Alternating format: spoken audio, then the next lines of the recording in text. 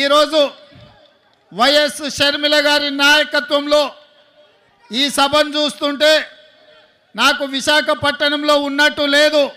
హైదరాబాదు నగరంలో తెలంగాణలో నేను నా కార్యకర్తలతో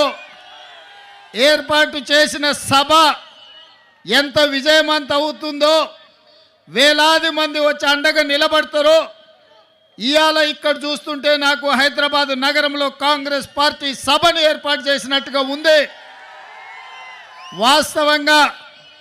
నేను ఈ సభకు రావాలనుకున్నప్పుడు కొంతమంది మిత్రులు అన్నారు, అక్కడ కాంగ్రెస్ పార్టీ లేదు కదా, మీరెళ్ళి సభ వైఫల్యం చెందితే మనకు చెడ్డ పేరు వస్తుంది కదా అని.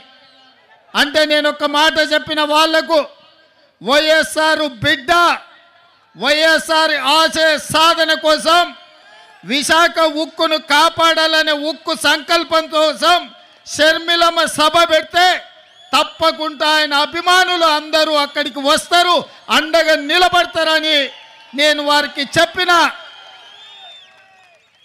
ఆ నమ్మకం, విశ్వాసం డాక్టర్ వైఎస్ఆర్ మీద మీరు చూపించి షర్మిలమ్మను ఆశీర్వదించి విశాఖ ఉక్కును కాపాడుకోవడానికి వచ్చినందుకు